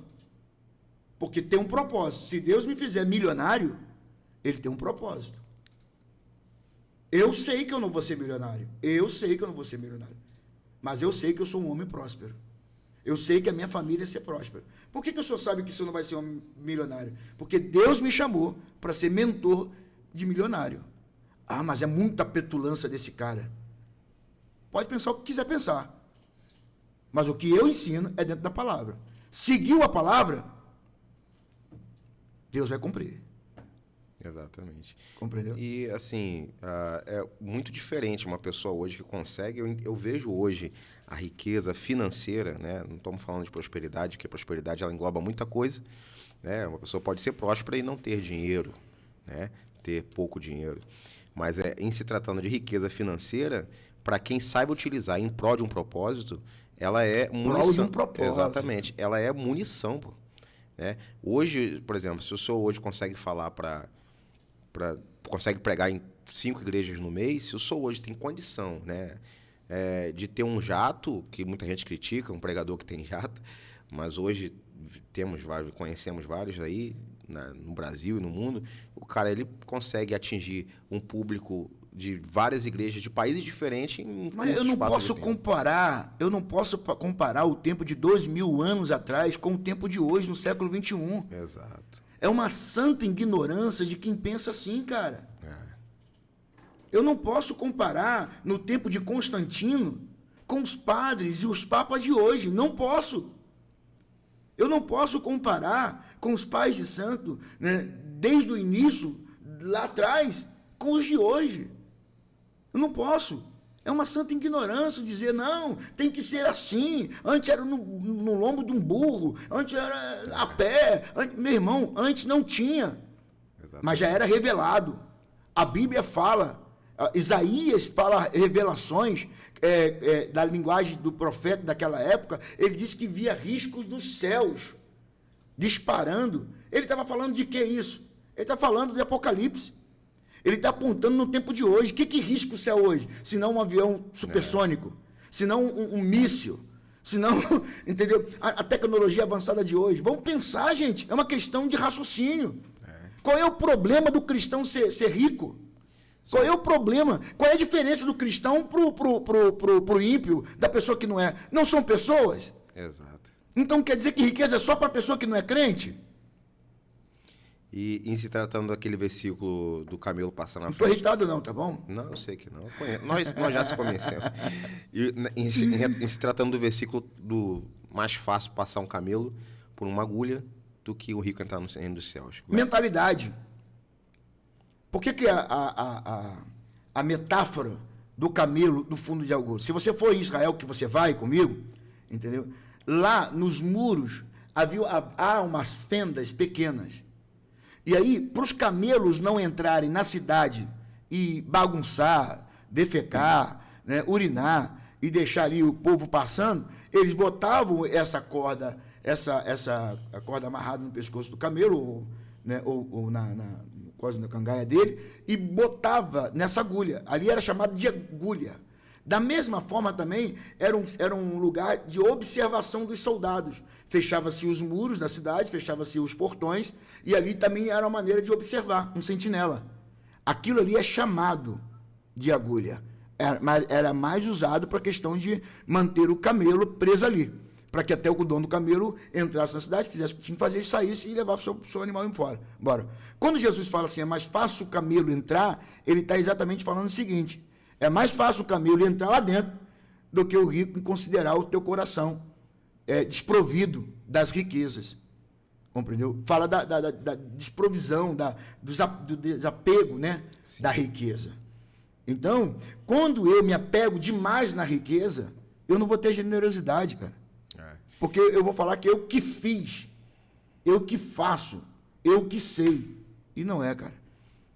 Então fica aí a explicação para quem tinha dúvidas, né? Que a gente como brasileiro, a gente compara a agulha achando que é agulha de costura. Não tem nada a ver, não tem nada a ver. Apesar que isso já ficou muito claro para muita gente hoje em dia, mas, né, talvez ainda tenha gente que pensa que a agulha era agulha de costura. E uma agulha era uma fenda na rocha, né? No qual tinha-se uma dificuldade gigante para um camelo passar ali. A única coisa que eu preciso deixar claro, tá? Eu falei isso no domingo. Algumas coisas são muito importantes sobre a questão do dinheiro. Primeiro, o dinheiro não pode ser o botão que me ativa. É o que a gente falou antes no começo do casamento. Exatamente. Tem pessoas que são só ativadas quando tem dinheiro no bolso. Acabou, meu irmão. Não tem isso. Tá? A gente vai ver a questão do filho pródigo, da palavra do filho pródigo. Ambos eram ricos. Na hora da divisão da riqueza, da herança, ambos receberam. Você vai ver lá, está no plural. O pai dividiu para os dois. Um foi e o outro ficou. O mais velho ficou.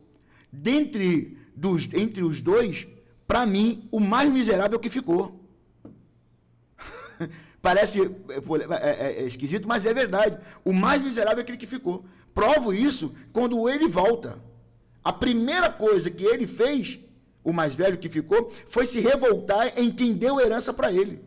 E não teve empatia com o pai, de se alegrar que aquele que, como o próprio pai fala, ele tinha se perdido, foi achado, foi morto e reviveu. Vamos nos alegrar. Esse filho ingrato, né? Esse filho, vou usar essa palavra miserável, é miserável mesmo, ele não tinha nem coragem de entender que o que era ainda dele era do pai. Ainda fora dele, fora do pai, ele tinha a herança que tinha sido dele, que foi repartida para ele também. O filho mais novo teve coragem, gastou tudo. Mas uma coisa que o filho novo teve, que o filho mais velho não teve, foi reconhecimento. É o cair em si, humildade. Errei, eu tenho que me consertar. Compreendeu? Então, ele não pode deixar que o ativo da vida dele seja o momento que ele tem dinheiro, porque se não tiver dinheiro, acabou a alegria. O segundo ponto é, o dinheiro não pode ser critério para minhas tomadas de decisões. Outro ponto importante é, o dinheiro não pode ser aquilo que define a minha autoimagem. Não pode. O dinheiro também não pode tocar o meu coração. E o dinheiro não pode afetar o nosso relacionamento com Deus. Se o dinheiro afetar o meu relacionamento com Deus, ele domina meu coração. Dominou meu coração, dominou meus desejos. Dominou as minhas emoções. Aí acabou, meu irmão. É exatamente isso que o pessoal confunde, né? Então, quando a Bíblia fala que o dinheiro é a raiz de todos os males, as pessoas não entendem o versículo inteiro, que é o amor ao dinheiro que é a raiz de todos os O males. dinheiro te dá acesso a tudo, cara. Quando o coração da gente deixa realmente colocar o dinheiro como prioridade, né? Aí o pessoal usa, mas a parábola do jovem rico, que Deus fala assim, vende tudo que tens e dá aos pobres, aí ele baixou a cabeça e saiu. A gente tem que observar que o cara primeiro era jovem, então aquilo que ele tinha era uma herança. Era uma herança. E dava acesso a ele a tudo. Era o status dele. Então ele não conquistou aquilo, ele herdou aquela... Exatamente. Então o dinheiro estava... o coração dele estava preso àquilo.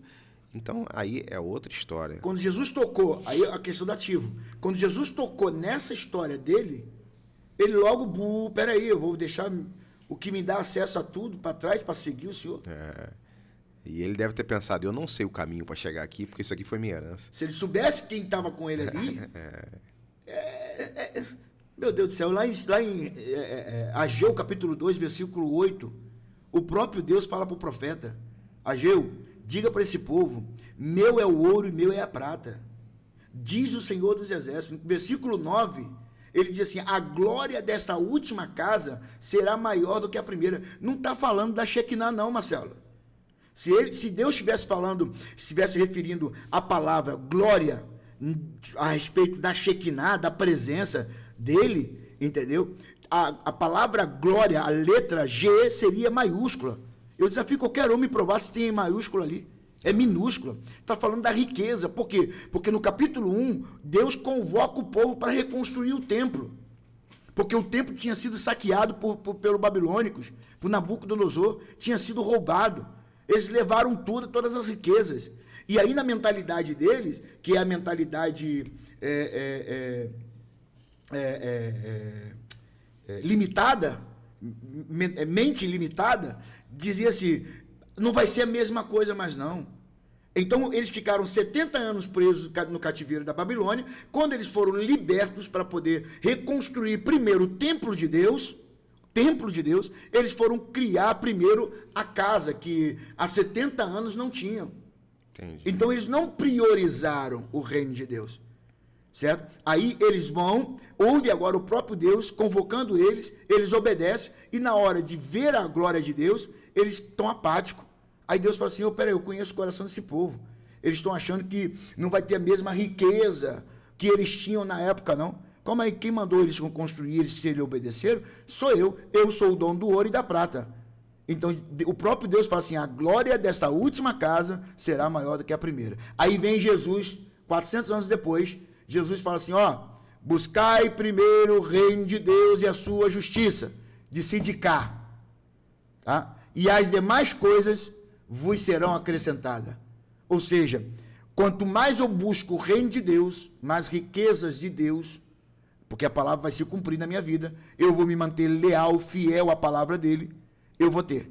E as demais coisas que eu preciso vão me ser acrescentadas. Porque aquilo que o Senhor me der de riqueza tem um propósito. Qual é o propósito? De cá, justiça, ajudar o pobre, ajudar o necessitado, eu servir você, eu poder servir aquele que precisa. Deus, o maior tesouro de Deus não é o dinheiro. Ele sendo o dono do ouro e da prata, não é o dinheiro. O maior tesouro de Deus é o ser humano. Deus criou o ser humano para se conectar com pessoas, com seres humanos. E as pessoas, por causa de bens materiais, têm virado as costas, têm se tornado inimigas dos outros seres humanos. Não tem mais respeito, não há mais empatia. Então, se a motivação de ser rico é uma motivação errada, é uma motivação de que eu vou ter, e quando eu ter, eu vou pisar em cima daquele que poderia me ajudar. Sabe aquele hino da vingança? Quem me viu na prova e não me ajudou? Vai se arrepender. Vai se arrepender? Não, meu irmão, para Deus não tem isso não. Deus, muitas vezes eu não conquistei o que eu deveria conquistar na minha vida financeira, Não foi por causa de promessa, não, Marcelo. E também não foi porque Deus não quis que eu me conquistasse, não. O meu querer pode ser igual ao querer de Deus. Tá? O meu querer pode ser igual ao querer de Deus. Mas o meu propósito está longe do propósito de Deus. Então Deus me faz eu patinar em cima daquela situação até que eu entenda o que está dentro do meu coração. O meu entendimento precisa estar atento para isso. Quando eu entender que eu estou pedindo dinheiro para pisar em cima dos outros e não para ajudar os outros, compreendeu? E voltar e iniciar, porque a base está pronta, a base é Cristo, aí sim, meu irmão, aí sim se prepara porque tu vai prosperar. Porque do contrário, até eu aprender, eu vou ficar patinando. Tem sabedoria, tem dom, tem capacidade, mas o cara não rompe, o cara não prospera. Por quê? Porque o coração dele está desviado do propósito de Deus. Deus quer dar, o cara tem dom de riqueza. O cara foi chamado para unção de rei. Mas o cara está ali, ó, patinando. Por que está patinando? Até ele aprender que o coração dele tem que estar voltado ao propósito de Deus. Deus quer descarregar a riqueza do céu sobre ele. Não é abrir a janela só do céu, não. É descarregar mesmo. É automático. É automático, mas o cara está com o coração preso. Colocou o coração correto. Eu acho que eu estou respondendo, né? Sim, sim. Se você não concordar também, você pode colocar aí. Vamos para cima. É aquela questão, né? Quando você se coloca como mordomo do que Deus te manda, te entrega. Pronto, resumiu. Resolveu, porque você, como mordomo, está administrando algo que você considera que não é seu. Exato. Então vai só recebendo mais. Eu só estou preocupado uma coisa, Marcelo. O Celso está muito calado. Está muito calado. Como é que tá o áudio aí, Celso? Tá top? Perfeito. Teve pastores aqui que Celso dava opinião, falava, ria, dava gargalhada. Por que será, hein? Eu não vou atrapalhar o... Ó, Celso, aqui, ó, pra você, tá? Então vamos lá. Próximo tema. Homossexualismo nas igrejas. Ih, rapaz. Tá aí um tema polêmico. Pastor, como hoje, eu não sei como o senhor recebe, se já recebe, nos cultos que eu vou, eu vejo alguns casos, mas não vou em todos os cultos, então você vai saber me dizer isso. Não, peraí. Você pode repetir. Pronto, Cortou o áudio aqui. tinha que ter uma piadinha, né? Cortou o áudio. Como eu não estou em todos os cultos... Quantos cultos tem? Quantos cultos tem no mês? Se você for uma média de 2 por semana, são 4 semanas, ganha 8. Entendeu? A ceia de manhã, né? Uma vez por mês. 13, então 13. Nossa. Então, assim, eu não vou estar ciente de todas as ocasiões que aconteceram. Mas já aconteceu, ou se acontece, como que é o tratamento de pessoas que optam pelo homossexualismo, pela bissexualidade, enfim. Como é o tratamento do senhor, da sua equipe com eles hoje? Qual o seu pensamento? Como que é a recepção dessas pessoas na igreja? Considerando que hoje a maioria dos evangélicos cristãos... Eu até sua cara. A maioria dos evangélicos cristãos hoje tem um posicionamento sobre o homossexualismo. Então, assim, provavelmente você vai falar da sua posição e como que se recebe pessoas, como que é o tratamento do senhor com essas pessoas e da sua equipe, de forma geral. Primeiro, quando você fala que a maioria dos cristãos tem um posicionamento sobre o homossexualismo, eu digo que não é contra a pessoa, é contra a prática. Tá? A prática a Bíblia condena. E eu vou pelo que a Bíblia diz. Tá? Agora, com relação à pessoa, é diferente, Marcelo. Tá? Eu falei aqui agora, anteriormente, que Deus criou o ser humano para se relacionar. Todo homem, ele é escravo do seu ambiente. Tá? Como também ele é escravo das suas escolhas. Entende? Então, tratar mal a pessoa que fez uma escolha, uma opção dela, a forma dela querer viver, eu não posso. Eu tenho que respeitá-la. Mas o fato de eu respeitá-la não quer dizer que eu concorde com as práticas dela. Ela escolheu para isso. Entende? A própria Bíblia diz, em Romanos capítulo 1, sobre esse assunto. Eles escolheram mais a criatura do que o Criador. Por isso Deus os entregou às suas próprias paixões. Compreendeu? Então, essa situação, ela precisa ser bem revista para todos os cristãos da face da terra e entender que a pessoa Deus ama, Deus abomina a prática. Eu tenho famílias, eu tenho primos, tá, que escolheram a opção sexual deles. Isso se comunica bem? Se dá Tranquilo, respeito eles e me respeitam, sabendo que eu sou pastor, sou cristão. Meus tios são cristãos e eles respeitam também o seu filho e numa boa. Vive numa boa. É opção. Porque assim, a Bíblia diz aos pais, ensina a criança no caminho que deve de andar, para quando ele crescer, não venha se afastar ou desviar dele. A Bíblia manda ensinar. O pai foi mentor e ensinou. Chegou a fase adulta. Quem escolhe agora é ele. O que você ensinou está ensinado. Os princípios que você plantou está plantado. Agora, foi uma opção, foi uma escolha, foi algo que ele descobriu, que estava retido, estava tido dentro dele, e ele nunca teve coragem de falar, e depois da fase adulta, aí é ele. Ele sabe. É a escolha dele. Agora, discriminar, descer violência, em hipótese alguma. Eu sou completamente... eu discordo qualquer tipo de violência, truculência a esse tipo de pessoas. Eu estava agora na ceia, domingo, eu recebi um amigo. Não sei se você estava no culto. Tava. Entendeu? Eu recebi um amigo. E ele estava lá. Eu notei que a normal, né? As pessoas olharem e sempre olham para a gente, esperando uma reação nossa, de boa. A igreja está ali para eles. Do altar mesmo, meu amigo, né, parente da nossa irmã aqui, é um prazer, entendeu? Ele abriu aquele sorriso para mim, me alegrei, porque o que eu queria é que ele ficasse bem à vontade, ouvindo a palavra, para que a fé dele fosse aguçada. Tanto é que, na hora de vir ofertar, ele foi lá, se levantou, eu estava ali ungindo as mãos, foi lá, apertou minha mão, né, falei para ele com prazer de ter ele ali. Uma boa.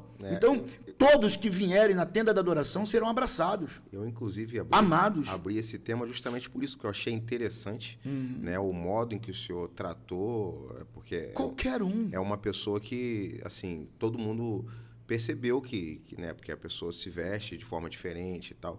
Então, assim, ficou claro que o tratamento ali foi um tratamento igual, um tratamento talvez até diferenciado, com mais qualidade, né, por mais amor, por a gente saber que, né, que vocês são amigos, nem todo mundo que estava ali na igreja ele só conhece como amizade, e esse caso específico só é amigo também. Marcelo, se ele não se sentisse à vontade, toda pessoa quando chega no lugar onde não se sente à vontade, o primeiro lugar que ele senta é no final.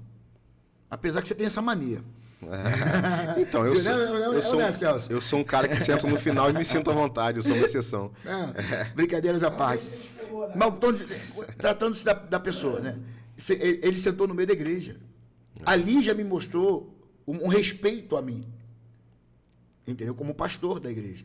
E um respeito aos membros da igreja. Sabe? Então, nada mais justo do que a minha receptividade. Sim. Ser recíproco com ele. E com qualquer um. Com qualquer um. Cara, a pessoa precisa entender, o cristão, a igreja precisa entender que desse tempo para frente é o público que nós precisamos alcançar no amor, no respeito, entendendo. Porque eu acredito, Marcelo, que nem todos que são queriam ser. Eles quebraram algum princípio contra eles. Compreendeu? Fizeram alguma coisa. Nem todos que são querem ser. Às vezes até os que são não sabem por que são desse jeito. Não sabem como explicar. Então, eu não posso ser ignorante a ponto de fechar meus olhos para essa situação. Eu tenho que ter empatia. Eu tenho que entender, eu tenho que ouvir. Então, eu acredito que a igreja, ela vai vencer muito esses tabus que denominam a igreja, que é homofóbico, né? A igreja é homofóbica, o pastor é homofóbico, se entender esse princípio. Agora, eu não vou deixar de ensinar. eu não vou deixar de pregar a palavra. Eu não vou deixar de mostrar. A Bíblia diz, conhecereis a verdade, e a verdade vos libertará. Perfeito. Então fica aí, convite para quem tem medo de ir para as igrejas, né? Acredito que a maioria, ou que seja a minoria, procure igrejas que te façam uma recepção legal e que sabe que não vai ter preconceito. Quissamã tem pastores que desfrutam da mesma ideia, do mesmo pensamento que eu tenho. As igrejas de Quissamã, elas estão... Eu acredito que boa parte delas mesmo, de uma posso talvez dizer, se eu errar aqui, né, é por pouco, que os pastores, com quem eu ando, com quem eu já vejo, que não tem uma empatia com essas pessoas. Entendeu? Recebem bem. Em sua maioria. Em sua maioria. Entendeu? Não vou dizer a totalidade, mas... Que a gente fala aqui, quando diz que Quissamã, você pode estar assistindo e ser de um lugar que talvez você nem conheça. Mas é uma cidade do interior, mas a gente quer que isso chegue né, a nível mundial, né, a nível nacional, que todo mundo possa ter esse pensamento. Acolher com amor, independente de opinião em relação ao ato ou não. Né? Cada um tem sua opinião, a gente sabe que o ato a gente discorda, né? A prática, mas a pessoa a gente tem que amar de todo jeito. Existe princípios. O direito de ir e vir. O mesmo direito que você tem de ir, eu tenho de vir. Então a via é de mão dupla. Esta via de mão dupla é que nós temos que respeitar. Eu respeito eles e eles me respeitam. São os nossos posicionamentos. Entendi. Entendeu? E eu já queria, de princípio, aproveitar você que está assistindo esse episódio aí. Se você precisar de uma pizza saborosa para curtir esse episódio, ou assistir um filme legal, aqui, ó. Deu até fome agora. Ó, deguste, meu Deus! Deguste Pizzaria e Creparia. Mais uma vez, aquela viradinha de pizza padrão, como sempre. Aqui, ó. Aqui, ó, na câmera lá de cá. Que isso? Olha aqui, ó. Se você quer curtir uma pizza absurda e saborosa igual essa aqui, a moda da casa, eu acho que é essa aqui, se eu não me engano. Você tá sabendo bem dos sabores. Eu acho que essa aqui é a pizza Deguste. Dá uma ligadinha lá pro nosso amigo Thiago e equipe. Pede lá. Fala que tá assistindo o episódio. E eu acho que se ele disser que tá assistindo o episódio, você talvez ganhe até um refrigerante grátis lá, ó. Dá uma chorada lá que eu acho que vai, de repente, você dê um Guaraná Macaé ainda aí. Guaraná da região aqui que tá bombando também aí, tá bom? Já fica aí o nosso abraço ao... Esqueci o nome do meu amigo. Andrés, né? Andrés. Um abraço, Andrés e equipe aí. Já fica aí o convite, se vocês quiserem estar junto com a gente no Pode Ser um Podcast, só entrar em contato. Então, pastor, pra gente quase finalizando aqui os temas, política e igreja. Crente e política, igreja e política. Fala comigo, a gente vê, né, hoje eu acho que está até meio que proibido isso, não pode mais indicar um político, né, de altar ou de algo do tipo assim. Eu tô meio... do poder da influência. O pastor né? não tem... Ele está proibido por lei, né? Não sei se já foi votado, se já está... Mas acho que veio do Supremo, né, essa lei, do pastor estar de frente, né? Entendi, indicar usando diretamente. o poder da influência dele de indicação. E a gente sabe que isso, né, possivelmente, se não está aprovado, vai estar a caminho aí. Mas a questão de um pastor, de um líder deixar claro sua opinião sobre um indivíduo que está sendo candidato ou não,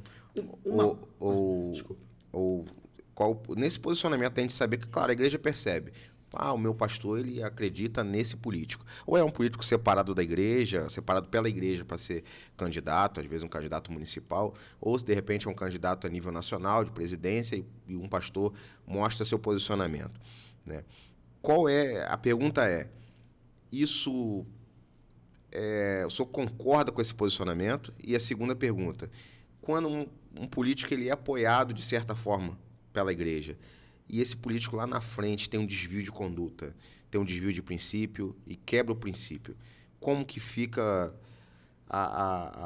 o relacionamento do povo com o líder em relação a isso? Ou qual o posicionamento que o líder deve tomar, percebendo que um candidato que ele se posicionou como apoiador, de uma forma direta ou indireta, vê o seu apoiador, a pessoa que ele apoiou, se desviar, né? Desvio de caráter, desvio de personalidade, quebra de princípio. Primeira coisa que eu preciso deixar claro é o seguinte: o cristão, antes dele ser cristão, ele é um cidadão. As pessoas dizem, o cristão não pode se meter em política. Então ele também não pode votar? Se ele não pode votar, ele não tem direito ao SUS, ele não tem direito aos benefícios. Peraí, dá licença. Eu vivo em pleno século XXI, eu tenho meu CPF, eu tenho minha identidade, eu sou um cidadão. Eu tenho minhas opiniões próprias, eu tenho minhas convicções. Isso aí é fato. Então tá. Então o político fala assim que o cristão, ou a pessoa que não é crente, falar que o cristão não pode se meter em política, eu vou perguntar, então o cristão é um extraterrestre? ele é alienado da terra?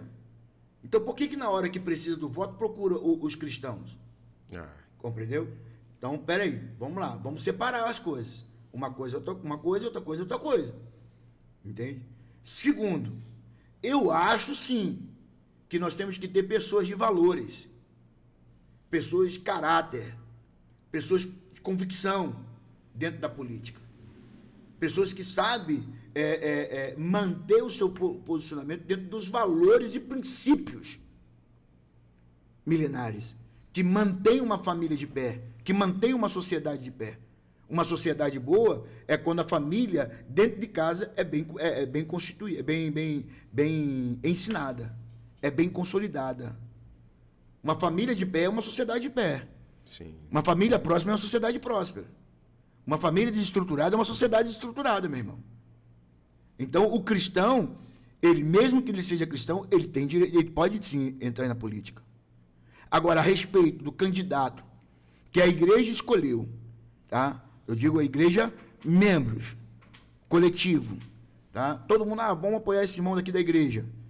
Beleza, é esse aí, tá tranquilo, vamos embora, vamos apoiar. As ideias dele são compatíveis dos nossos princípios, das nossas convicções, ótimo. Ele ali está mostrando o que ele quer fazer. Quais são os planos de trabalho dele? Ele entrou na política, ele cresceu, depois desviou, é com ele, meu irmão. Tem nada a ver comigo.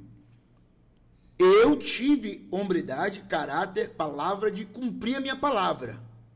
Fui lá e dei meu voto. Se ele errar, ele vai se ver com Deus. Por quê? Porque lá em Romanos fala que toda autoridade é constituída por Deus. Todas elas. E se eu vou contra ela, eu estou indo contra o próprio Deus. E quando Deus constitui a autoridade, essa autoridade se torna ministro de Deus para legislar sobre o povo. Por isso que quando um justo governa, o povo se alegra. Um justo não quer dizer um cristão, não. Eu já apoiei pessoas crentes, como também já apoiei pessoas não crentes. Eu já votei em pessoas crentes e pessoas não crentes. Compreendeu? O senhor se decepcionou? Me decepcionei com crente. E com pessoas não crentes, não. Não é um requisito. Não é um requisito, não é uma regra. Compreendeu? Mas tem as suas exceções. Sim. Assim como também tem crentes corruptos, também tem ímpios corruptos. Eu não posso generalizar. Tem políticos corruptos, também tem pastores corruptos. Eu não posso generalizar. O problema é quando a sociedade generaliza. Pega um erro de uma pessoa e taxa em todos. E não são, cara. E não são. Cada um vai dar conta. Eu, como pastor, vou dar conta de mim, da minha família, da responsabilidade que está nas minhas mãos. Vai ter a prestação de conta, vai chegar, meu irmão. Então, essa pessoa que se desvia, tá? Que se desvia do propósito, mesmo ter tido a confiança do povo evangélico, pode ter certeza, também vai vir em conta. Um dia a conta chega, mas não pode cair em cima, no ombro de um pastor, tá? Porque esse camarada errou. Não pode. Compreendeu? Show de bola. Então, ficou aí, fechamos o tema crente e política e desvio de conduta. E agora vamos finalizando, falando um pouquinho sobre o ministério pastoral. Né? Vamos citar aqui um tema, que se a gente for abordar vários, a gente vai ficar aqui com 3 episódios embutidos em um. E a pizza do Degusto está aqui tentando a gente, tá cheirosa. Tá mesmo. Então, Sobre o Ministério Pastoral, pastor, a gente sabe que tá quanto tempo aí no Ministério Pastoral? 21 anos, vou para 22 anos. 21 a 22 anos. O senhor, a pastora Rosa, Sim. inclusive um abraço à pastora Rosa, se prepara aí para um episódio aí que a gente vai falar aí. Tem que trazer ela aqui mesmo. Ela tem muito conteúdo para passar pra gente, também é assistente social, acompanha várias famílias, então ela deve ter muito storytelling de muitas pessoas e podemos trazer exemplos pra gente aqui. Storytelling. Que isso, hein? hein? Como é que se fala isso? Storytelling são histórias marcantes da vida de cada um, né, que pode servir de exemplo. E agora falar pra mim, eu sei que uma das maiores dificuldades de um pastor, talvez seja ver ovelhas que fizeram parte da igreja, fizeram parte do envolvimento com Cristo, se converteram ou não sei se a palavra converter se encaixa bem, porque deixa a gente meio em dúvida do que realmente as pessoas têm entendimento como conversão ou não, né? Mas como o senhor se sente vendo pessoas que já fizeram parte do corpo da igreja, pessoas que fizeram parte talvez da sua credibilidade como líder ou simplesmente membro de uma igreja e que de repente hoje não só fazem mais parte de uma igreja, de um corpo, ou talvez elas desistiram da fé, né? Se apostataram da fé, vamos colocar assim. Eu nem vou dizer aqui pessoas que talvez não sejam frequentantes de igreja, mas que a gente percebe que a conduta delas não dão exemplos negativos. Elas simplesmente talvez estão desigrejadas, né? Se é um ponto correto ou não, isso é um outro assunto a se abordar em outro tema. Mas eu estou falando aqui especificamente de pessoas que a gente vê que se apostataram mesmo da fé e que deixaram o seu relacionamento com Deus de lado, né? E talvez até o relacionamento pessoal com o Senhor como um orientador ou pastor. Como o senhor se sente em relação ao posicionamento dessas pessoas? Triste. Triste é a palavra específica. Mas eu vou olhar como a Bíblia olha. A Bíblia diz que sobre tudo que tem de guardar, guarde o coração, porque dele procede a saída da vida. A Bíblia diz em Salmos que maldito é o homem que confia no seu coração, que anda segundo o desejo do seu coração. Coração é a sede das emoções. Eu posso escolher guardar as emoções traumáticas dentro do meu coração ou não. É uma escolha. Como também eu posso escolher de pegar todo esse lixo e jogar nos pés da cruz e perdoar, liberar e fazer com que a palavra me liberte. O salmista diz no Salmo 119, luz para o meu caminho é a tua palavra. A tua palavra, como é? Lâmpada para os meus pés e luz para o meu caminho é a tua palavra. Se eu tenho a palavra dentro de mim e a pratico, você pode me chamar de tudo quanto é nome, meu. Você pode me decepcionar como pastor. Alguém, algum membro, algum líder pode me decepcionar. Eu posso até não ficar na sua igreja. Eu vou procurar uma outra igreja onde eu possa me adequar, onde se prega a palavra, e eu vou congregar ali. Sair da igreja porque fulano, beltrano, ciclano prontou para mim, eu vou dizer com alto e bom tom, e com muita certeza, sem sombra de dúvida de errar. A palavra nunca esteve no coração. Essa pessoa nunca deixou Jesus transformar a vida dela. Ah, mas o senhor está julgando. Não. É pelos frutos que se conhece, ou pela árvore que conhece os frutos. É o fruto que você está produzindo agora, que você vai demonstrar que a palavra está aí ou não.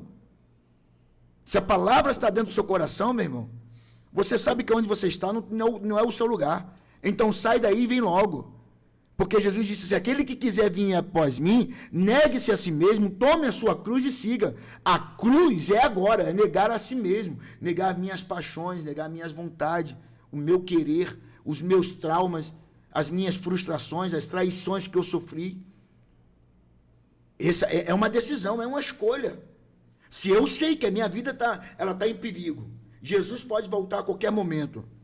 Porque você me aborreceu, eu vou ficar triste, choramingando pelos cantos. E dizer, ninguém veio aqui, eu não quero mais saber de igreja. Meu irmão, eu nunca vi uma igreja boa na face da terra.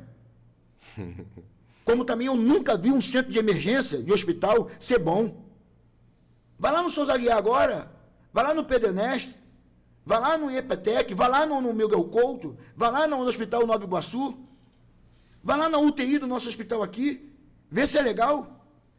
As pessoas só estão lá porque precisam, o Marcelo Maia. As pessoas procuram a igreja porque precisam, porque necessitam, tem alguma coisa queimando dentro do coração delas. Tem alguma coisa pedindo para ser refrigerada. E quando elas têm um encontro com a palavra, quando elas têm um encontro com Jesus, Jesus transforma. Agora, tem um detalhe, ter um encontro com a palavra e ser transformado pela palavra e permanecer na palavra são coisas distintas. São coisas distintas. Eu posso estar procurando a igreja simplesmente momentâneo, para poder satisfazer o meu coração, para aliviar meus traumas. Depois que está aliviado, depois que eu consegui o que eu queria, paz de espírito, paz de alma, meto o pé e vou fazer o que eu quero fazer. Mas a palavra nunca teve. Porque eu nunca vi uma pessoa que verdadeiramente ouvisse a palavra, se limpasse pela palavra, não fosse liberto pela palavra, meu irmão. Vai lá para João capítulo 15 e você vai ver. Perfeito. Jesus disse que se as minhas palavras, se eu estiveres em vós e as minhas palavras, vamos para a Bíblia falar a coisa certa aqui. João, deixa eu procurar aqui para não falar besteira aí, porque senão já viu os teólogos vão pegar no meu pé. O cara aí. Eu acho que se estiveres em mim, a minha palavra permaneceres em vós. Vamos lá. Pedireis o que quiseres. Acho que é mais ou menos. Acho que é isso mesmo. Vamos aqui, ó. Permaneceis em mim e eu permanecereis em vós. Como não pode o ramo produzir fruto de si mesmo, se não permanecer na videira, assim nem vós o podeis estar, se não permaneceres em mim. Eu sou a videira, vós o ramo. Quem permanece em mim e eu nele, esse dá muitos frutos, porque sem mim nada podeis fazer. Está falando da palavra, meu irmão. E aí no versículo 3, o próprio Jesus diz, vós já estáis limpo pela palavra que eu vos tenho pregado, que eu vos tenho ensinado. Então, se eu ouço a palavra e deixo ela entrar, eu me transformo. Aí, quando eu vejo uma pessoa, que foi a sua pergunta, fora dos caminhos do Senhor, fazendo tudo que é de errado, meu irmão, eu só vou ficar triste. Por quê? Porque um dia essa casa teve limpa, e quem a sujou saiu. Mas andou e encontrou a casa de novo, vazia, sem habitação, voltou trazendo mais 7. E a Bíblia diz que o estado dessa pessoa é 2 vezes pior, 7 vezes pior. Porque o que o diabo fez com ela anterior, e Jesus libertou, agora que encontrou vazio, meu irmão, é ruim se o diabo deixar, meu irmão, essa pessoa voltar com facilidade. Não volta, não. Mas volta. Eu realmente sinto basicamente isso que o senhor sente, né? Tenho amigos não só da nossa igreja, da igreja do senhor, da igreja que o senhor administra, como de igrejas de outros lugares, e que eu vejo pessoas que realmente se apostataram da fé. E isso é triste, porque são pessoas que têm todo um propósito pela frente de vida. Sim. Mas, eles voltam. O filho pródigo voltou. Eu quero acreditar realmente que Deus, e oro para isso. Que Deus esteja no coração de cada um gerando transformação. Sem dúvida. Se não o gerou Espírito totalmente, de Deus, a minha oração aqui hoje é que o Espírito de Deus encontre eles. Isso. Fale com eles. Assim como me encontrou quando me desviei. Desse jeito. Pastor, então, finalizando, né? Muito tema legal aqui. Estou muito satisfeito de tirar essas dúvidas com o senhor, e eu acredito que a galera que está assistindo também deve estar alegre aí. E talvez nem sempre esteja alegre, esteja ali meio ressentido de ouvir algumas coisas, mas são coisas que precisavam ser escutadas, né? A gente tem um quadro que eu, sem comunicar com o Celso, hoje vou estar mudando, Celso, para dar uma mudada, nova temporada, né? Por favor. E em vez de ser para cima e para baixo, a gente vai fazer um teste, né? A vida de teste. E eu vou fazer perguntas básicas para o senhor, perguntas diretas, o senhor responde em questão de uma palavra ou uma frase pequena, o resultado dessas perguntas. Fazer uma, por exemplo, se eu entender, por exemplo, sua maior qualidade. Servir. Servir. Vai ser nesse ritmo, são 5 pontos. Eu quero poder servir. Sempre servir. Eu vi um camarada falar que quando a gente coloca a nossa vida a serviço de outras vidas é porque a gente está dentro de um propósito. Quando a gente não coloca coisas na frente das causas, a gente está na forma correta. Então, servir é basicamente isso, colocar a causa Não tem na outro frente das coisas. propósito de um pastor que ama pessoas do que servir. Top. Quem me conhece de perto sabe disso. Quem não me conhece de longe vai estar sempre me julgando. Maior defeito? Perdoar, cara. Já ia fazer o símbolo aquele barulhinho do grilo. Cri, cri, Não. Perdoar, café requentado. Acho que se isso for um defeito, eu vou morrer com ele. Eu perdoo e vou pegar aquilo que você fez comigo e vou jogar vou jogar pro lado mesmo. E vou voltar a andar. Eu não tenho. As pessoas acham que isso é um defeito. Entendeu? Ter opinião própria. Ter convicção. Eu acho que eu vou definir isso aqui pro senhor, ajudar aqui. Me ajuda. Talvez aí. o que o senhor esteja dizendo o maior defeito não seja perdoar. O maior defeito seja esquecer. Esquecer. Porque na realidade quem perdoa não esquece. Obrigado. Foi bem colocado. Quem perdoa lembra, mas não sente mais dor daquilo. Então, na realidade, o senhor, além de não sentir dor, só acaba esquecendo e aí acaba... Não fica lembrando. Tá lá dentro, no subconsciente. E aí o fato de esquecer faz o senhor andar de novo com pessoas que talvez não é para andar. Um exemplo, né? Mas perdoar, tem que ser perdoado, obviamente. Sim. Obrigado. Foi bem. Um sonho a conquistar. Que Samar por herança, os confins da terra por sua possessão. Mas estabelecer aqui o colégio por princípio. Se não for eu para construir e outras pessoas construírem, eu acho isso aí, já estou cumprindo com o meu sonho. Top. Para quem não tem entendido, eu acredito que é um colégio para adolescentes, jovens, crianças. Onde há possibilidade de os pais virem ter um ensino. Não que a nossa rede não tenha, pelo contrário, temos. Mas eu quero somar. Entendi. Quero somar para uma sociedade nova, para uma nova geração. Maior arrependimento? De poder... Eu queria fazer o que eu não pude fazer. Eu queria realizar aquilo que eu não pude, que eu poderia fazer e não fiz. Tem algum ponto específico? Tipo assim, isso aqui eu queria ter feito, mas não deu tempo de fazer, já passou desse tempo, não dá mais chance. Não vou especificar não, porque é muita coisa. Tá. E para finalizar, sua maior saudade, uma pessoa que tu sente muita saudade, que talvez não esteja aqui, ou talvez tu não tenha mais relacionamento com ela.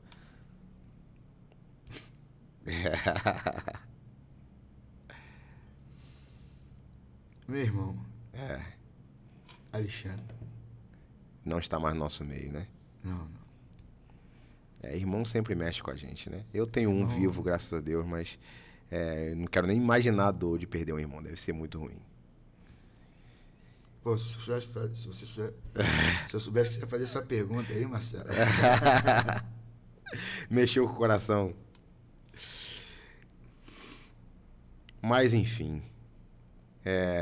Só quer contar alguma coisa referente a isso ou prefere finalizar o episódio? Acho que a gente tem que rever os nossos conceitos familiares.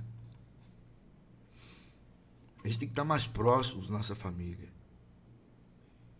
Filhos com pais, pais com os filhos, irmãos com irmãos. Tem que haver essa empatia entre a família. Largar os preconceitos, largar as ideologias de lado. Quando diz que o mundo está muito dividido, de fato é. Porque só numa hora dessa a gente sente a falta. Meu irmão tem 9 anos que ele morreu, cara. Vocês viram isso comigo. E como se fosse ontem. Como se fosse ontem. É verdade. Entende? Então, eu sinto falta. E digo para você, para valer mesmo. É como se eu soubesse, como se nunca tivesse acontecido. Eu sei que um dia eu vou me encontrar com ele na glória. Entendeu? Mas faz falta aqui. E como o senhor falou, se dedicar e se entregar mais às famílias, né? Nunca negar um eu te amo, Puxa porque vida. quando chega um momento desse, ou você fica feliz dizendo, tudo que eu pude fazer e falar pra ele eu falei, ou a gente fica ressentido, exatamente o contrário. Cara, não deu tempo de dizer os eu te amo que eu podia, né? E essa é a preocupação que eu acho que a gente tem que ter realmente, de sempre estar amando, declarando isso, que isso é importante, para que numa falta a gente não tenha déficit. Sim, sim. Né? Sim. Pastor, agradecido. Desculpa da última pergunta, mexer com o seu coração. Ah, tranquilo. Né? Na realidade, essa mudança de quadro eu defini enquanto a gente fazia o episódio, então não foi nada programado.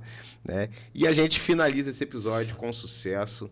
Que Deus abençoe a sua família, a sua vida, o seu casamento, a sua vida financeira e tudo que foi tratado aqui. O senhor tem alguma coisa a dizer? Eu só quero que, se você gostou desse episódio, você possa compartilhar, levar esse conhecimento, se eu pude somar, né, a outras pessoas também, e agradecer a você, Marcelo. Já há quantos anos que a gente caminha junto?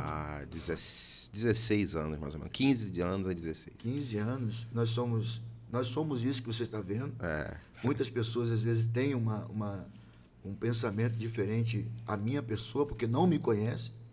Né? Vem nos conhecer. Somos a Igreja Apostólica Tenda da Adoração. Estamos aqui na rua Francisco de Assis Carneiro, número 140, aqui no centro. De Quissamã. Isso, nossos cultos é às quintas e aos domingos, domingo às 18 horas. Eu vou ter o maior prazer de poder receber você, de dar um abraço em você, abençoar a sua vida. E aí você vai poder conhecer quem é um pouco mais do pastor Elias. Isso aí. Vai conhecer o pastor Elias e o Elias Silva. Exatamente, exatamente. Obrigado, Marcelo. Obrigado mesmo. Obrigado, Celso. Obrigado, Marcelo. Agradecer a todos os nossos patrocinadores. Deus abençoe vocês. Finalizar o episódio 54 com sucesso. E agora fiquem aí imaginando a gente saboreando essa pizza. Uau. Se é que você já não está saboreando aí, de repente você já pediu e já chegou, né? Se não pediu, aproveita o embalo e pede. Um abraço e até a próxima. Vamos pra cima.